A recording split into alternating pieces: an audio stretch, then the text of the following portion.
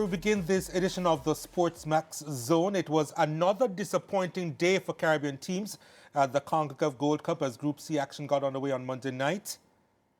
Panama first dispatched Guadeloupe 5-2, due in large part to a blistering 4-goal first-half performance. And then, in a huge upset, Guatemala secured their first ever Gold Cup victory against Jamaica, with Oscar Santos scoring the game's lone goal in the 32nd minute. The result was even more impressive given that Jamaica smashed the Guatemalans 3-0 just last week in World Cup qualifying action. The Reggae Boyz head coach Steve McLaren seemed more inclined to focus on the quality Guatemala brought on the night. We knew they'd come at us. We knew they'd be aggressive. I thought the atmosphere was great. It was obviously against us, but that was a test for our team. And I think they credit, because with the crowd behind them, I think they fought like lions. You know, they really had a big desire to win that game, to win the duels, to be aggressive, to really be in our face. And we got through the first 30 minutes, but we switched off just for a moment. Didn't deal with quite a simple ball and went a goal down, and it's always going to be difficult then. And with something to hold on to, that's what they did.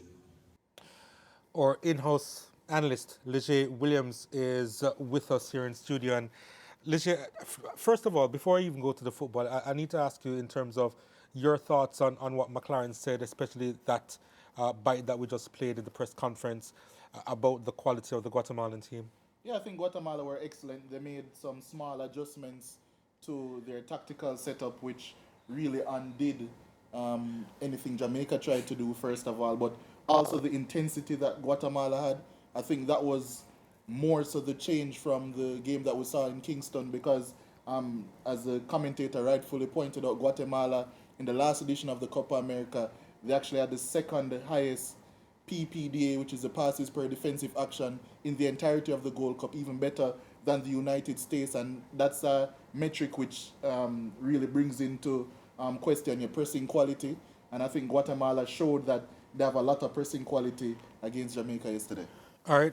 I know you usually have this tactical breakdown, so I wanted to get into it right now in terms of what you saw last night. And I'm sure you're going to be making a couple of points in terms of our defensive shape, right? It was something that you would have alluded to the last time we played Guatemala, despite the fact that we got the better of them by 3-0. But what did you see last night? Yeah, you know, I like to focus on the positives. I always like to focus on the positives. This is going to be a short segment then. Go ahead. I like to focus on the positives in terms of what Jamaica were doing right in the first game against Guatemala. And generally speaking, they did a lot of things right. That was a World Cup qualifier. But when we now look at it, what they did wrong in that game came back to bite the team in the, can I say behind? Yes. In the behind, right. In this game. So when you notice, it started very early. 2.5 minutes on the clock. Guatemala played a long ball over the top. And then if we stop it pretty much right here, you can already see the issues that are going to form throughout the game. Now, I mentioned the issue because when we look at what Jamaica were about to face, it's a long ball, yes. You see the Jamaican back four, that's fine. They're retreating, that's perfectly fine. But the issue would be these three players in between the midfield line of Jamaica, who are all the way here, and the defensive line of Jamaica, who are all the way back here. That's the issue. That's the main issue. And that's what Guatemala did consistently to unsettle the Jamaican team. It's putting players and finding players in between the defensive and the midfield line. And when you think about it, that's going to cause issues, because when these players have space, it's going to be a lot of problems for Jamaica. And Guatemala did it very intentionally as well. They left three players high consistently, and then one player always floating off of those three players. So it was always going to be an issue. So when you look at Damian Low, for example, a lot of focus was put on him coming into the team for Isaac Hayden, playing in that number 6 role. I'm not going to lump on too much pressure on him. Reason being, that's not his natural position, and he is a very aggressive player. We all know that. but often, time after time, he was found out of position because of his aggressive nature, trying to go and be front-footed and get the ball early. Here, he's going to be right here, top of the center circle. He should be at least be a little bit in front of the back four here. And if you were to go on to roll the clip now, you would see the goal scorer, eventual goal scorer, getting the better of Amari Bell in that situation and getting the shot off. He was a constant threat, and what he did was move inside, allowing Herrera, who I think was Guatemala's best player on the day, the right back, to get forward consistently. And then if we go to the second clip, it was all building up. Guatemala actually scored. They had the ball in the back of the net before they got on the score sheet, and this again sums it up perfectly. Player here, player here. This is our number 6. What are these two players doing here between the lines? Free as a bird, and if you go on to roll the play again, you see Low trying to get back into the play, but it's too late because these players have already infiltrated space. And then eventually it's a lovely cross, a lovely finish, and yes, he's offside, but the warning signs again were there for Jamaica. It's all in that defensive shape. Because what this defensive shape does, I'm going to say it's a 4-1-4-1 shape. That's our pressing shape, that's Jamaica's pressing shape. The defensive midfield has a lot of ground to cover laterally. Because if a team were to put 2 attacking midfielders on either side of him, he has to cover both. So it's already a difficult job, which Hayden did to a good degree in the first game in the World Cup qualifier. But then when you make it even harder, when you're stepping up and leaving them behind you, it's going to be even more difficult. And then when you look at the goal that we would have conceded, Damian Low is here. Went into a duel, lost it. When the ball is played over, the same thing that I'm speaking about again. Guatemala, 4 players on the defensive line against the 4 Jamaican defenders. No midfielder is here in this zone to sweep up if Jamaica were to win the ball. So when the ball is played over,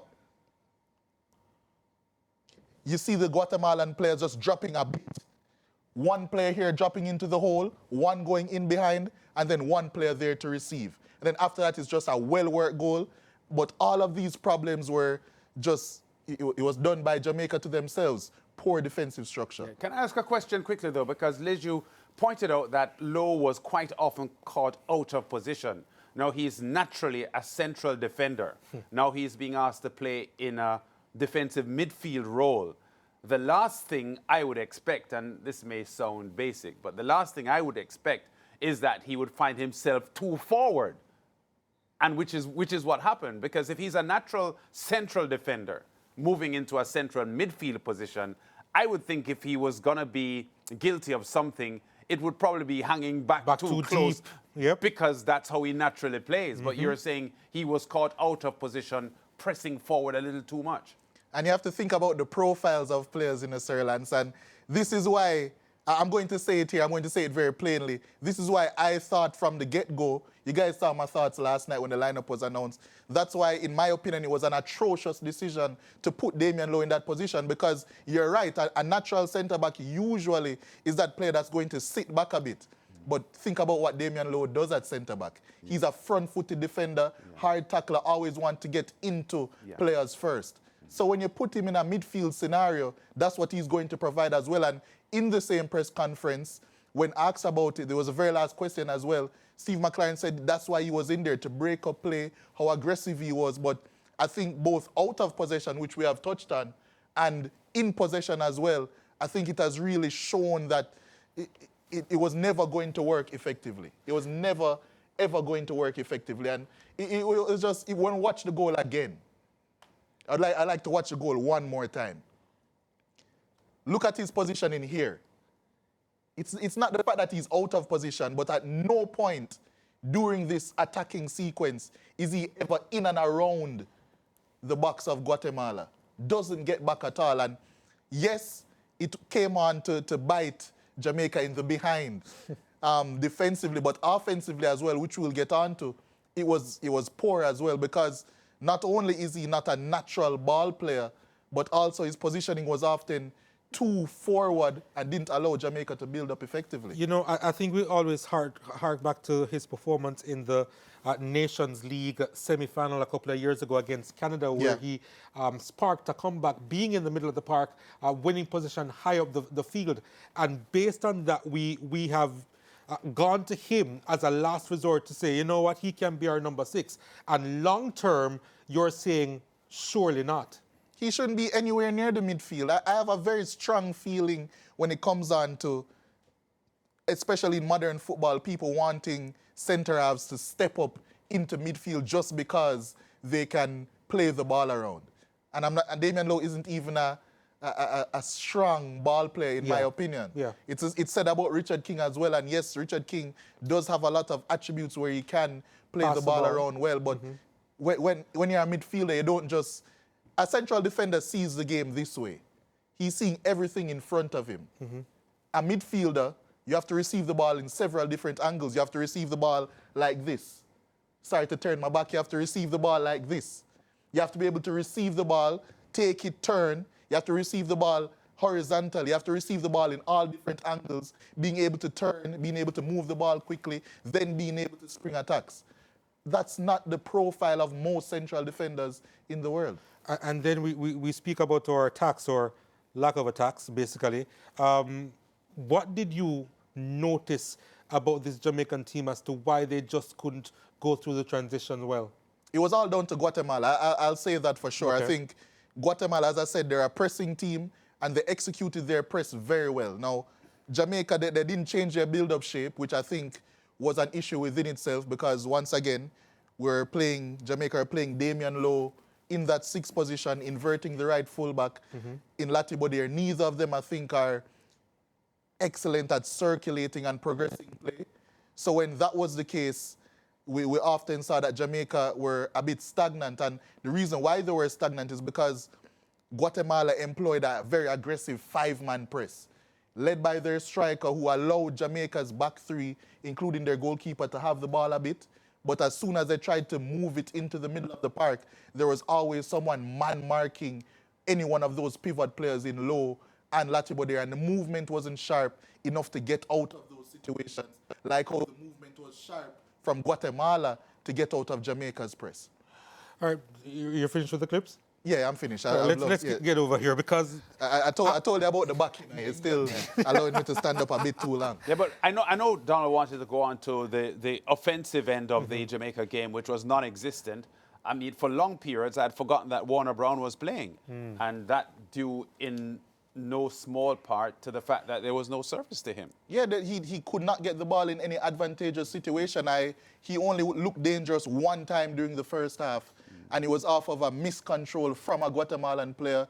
Leon Bailey took the ball forward, then Warner Brown took it, and that was really the only time that he looked threatening whatsoever throughout the entirety of the game while he was on the pitch. And it just wasn't... I'm not going to give any grief to any of the attacking players. Obviously, there are broader issues, like I think Demari Gray at attacking midfield in his current capacity is not working effectively. I do think that if he were one of those attacking midfielders that would float into the wing areas and try and create overloads with that left winger, then it could work. But in his current capacity, I don't think it's great. I think John Russell staying a bit too high, that wasn't advantageous either. I think he needs to be a player that can dovetail and use his natural midfield acumen. But I think in possession, it was all down to Guatemala's press and Jamaica's inability to get out of the traps. And when you think about it as well, playing Damian Low as the 6, as that natural player that's supposed to retain the ball and dictate tempo, that's an issue within itself. And I'm obviously going to be assuming here, but when you think about the psychology of these players, if I'm a Jamaican player going into the game, we hear that Isaac Hayden is out. Our coach is telling us that Damian Low is now going to be our number 6. I'm naturally a little bit, okay, we're going to have to change up how we play a bit. I can't quite trust Low in certain situations that I would trust Hayden, right? And then as soon as the game starts, we're going to see Damian Low barrel a couple of simple 5-yard passes out of play. That now instills even more fear into those players. So often when Jamaica were criticized for playing some passes long. I understand why, because now, even though Low is free, yes, or Latibodere is free, yes, in the pivot, are you going to trust them to get the ball and turn and play a forward pass? I mean, you said that you don't want to get too involved in terms of our attackers, which I can understand because they didn't get the opportunity to. But if it's an issue of personnel, right? Was there anything that Steve McLaren could have done to change the narrative of the game? I think it was clear to me that he went in with a plan A, was very confident in his plan A working, again, like how he did in the World Cup qualifier. It was pretty evident 2 minutes into the game that it was not going to work that way, and there were no changes. As I said, before the game even started, I knew that the midfield was going to be an issue. Personnel-wise, it is difficult. It is very difficult because Jamaica brought 5 midfielders on paper to the Gold Cup. One of them being Isaac Hayden, but also one of them being Dwayne Atkinson, who you and I both know, and Sir Lance knows as well. We cover the JPL week in, week out. Dwayne Atkinson isn't really a midfielder. So there is a lack of natural midfielders to call upon, yes. But I do think that something else could have been done, diverting from type in a way to alleviate some of those issues that we saw last night. And I think, although all of the best managers in the world are stubborn, I think it was just very stubborn coaching, and it cost Jamaica big time last night. I guess the question is, how does one move on from this particular situation? Because obviously, we have a couple of more matches to play. Maybe that will be it. But what are you then looking from this Jamaican team? What are you looking at them for the remaining 2 matches? What are you expecting them to do, really? Well, I expect them to beat Guadeloupe. That's what Jamaica usually do. Rebound pretty well. They're going to come out pretty intense and overwhelm Guadeloupe. But my worry coming out of the Guatemala game is not the result. Any team, any professional team, any international team can come out and clip a team 1-0. It's the manner in which Jamaica would have lost the game. They looked toothless, not only in an attacking sense, but also a defensive sense. And one thing that bothered me significantly when listening to the press conference after the game, Steve McLaren said, you know, people can talk about tactics all they want, but it's all about the intensity and things that are needed to be brought out. And that's... Don't say it, because... No, don't say it. If I, as I always say, maybe I don't give myself enough credit, but if I, as a football analyst, can, within 2 watches of a game, not even being there live, point out so many issues in our structure, not only from a defensive sense and an offensive sense, I would be very confident that, yes, maybe it's all about the players to you. Maybe you can point out those issues as well. Yeah, but it's quite easy to defend Steve McLaren. It's quite easy to highlight issues and problems with the squad, right? But if there is a problem with personnel, like, what else can you do? What else can you change in the moment? Like, you take if you're not going to start Damian Low, in the absence of Isaac Hayden, who are you going to drop in the hole there? Well, first of all, you don't need to play someone in the hole. He played Damian Low there because he was trying to approximate Isaac Hayden and his ball-winning abilities. And then he also wanted to stick to his game plan of playing an inverted fullback. So he thought Latibodere's ability to be in the pivot would alleviate the lack of ball playing. So it's not the coach's fault then? It is the coach's fault. How is it the coach's fault that the players don't perform? He did not need to play that system. So you expect him to change the system that he's used to and is playing with the team for the last 2 games? A coach's role is to get the best out of his squad available. Steve McLaren did not go out there to do that last night. He went out there to play a system and fit round pegs into square pegs. that's what he went out there to do. Not sure if that's the same, but I get the point. Yeah, that's what he went out there to do. If he looked at it and said, okay, Hayden is out, all right, we have other midfielders in the squad. All right, we're going to get in Casey Palmer. We're going to play Casey Palmer and John Russell, but we're not going to push either of them high. We're going to use them as shuttlers, for example. But can they do that? Of course they can do that. They're professional footballers, just lessen the But responsibility. Damian Low is also a professional footballer. He's a centre half. Okay. Is this a litmus test that Steve McLaren is now going through? Because surely, if this is a disastrous Gold Cup campaign, the JFF must have a plan B ahead of the World Cup qualifiers, right? Let's not leave the Gold Cup yet, because given Lige's concerns about what he saw last night, it sounds to me as if he doesn't think the team can beat Panama, because if they beat Panama, Wait, hold on, sir. they could resuscitate their Gold Cup campaign. Did you watch Panama's game yesterday, sir, lads? No, I didn't. Well, I mean, you saw the score. Do you think that Jamaica can beat Panama? Yes, I don't think it's impossible. I don't expect them to. Well, I wouldn't bet on it. Okay. Yeah, no, Okay. Panama at the moment are ranked 30 places ahead of Jamaica in the good world reason. ranking. And we are their bunny. And Panama have proven to be one of the top teams in CONCACAF for several years now.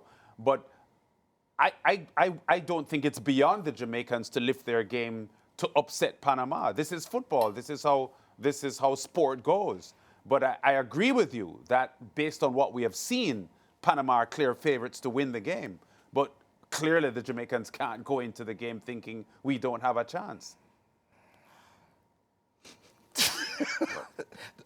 Back to the question, though, Sir Lance, because So, I so need... both of you feel that Panama will beat Jamaica. At current, yes. I'm not going to go as far as saying that, but it's going to be really difficult, especially if we continue playing like how we are playing. My question, though, about this being a litmus test, though, is pretty legitimate, because doesn't this highlight issues that we, mind you, it's going to be Caribbean opposition, but still, aren't issues being highlighted now that we need to really look at ahead of the World Cup qualifiers? Because I am thinking that we're just going to have 2 more games in the Gold Cup. If 3, 4, 5, if we're lucky, but at least 2, obviously. If it's only 2, is that enough time to judge the setup, the system, the manager ahead of the World Cup qualifiers? I mean, one thing I can assure you, Steve McLaren isn't going anywhere before the World Cup qualifiers. I don't think so either. Secondly, to your litmus test question, I think it has to be in some way, because other teams are looking at Jamaica last night or in the last 2 games even and just licking their lips, because one thing that they see is that once again, the manager is pretty stubborn and he's going to make those necessary in-game adjustments to get the better of our tactical setup. And if you press Jamaica, you're going to have a lot of success. Yeah, but let me ask a question, though, because the main issue you had with his game strategy last night was Low at central and midfield. No, it was his defensive structure. His defensive and that's what I said that from. It's a pity. It's because I don't like to gloat, you know. I said it from last week in the segment, and I could have prepared it. Yeah. But I said, you know what? People are going to believe that I said it. I don't need to prepare it in black and white or anything. Yes. But the fact of the matter is, just watching the game, Jamaica played in possession marvelously in the World Cup qualifier. But just watching the game, I was in the stands, I was there with my friend Matthew, and I immediately said to him, pretty early into the game, I said, this defensive structure is going to cause Jamaica a lot of problems.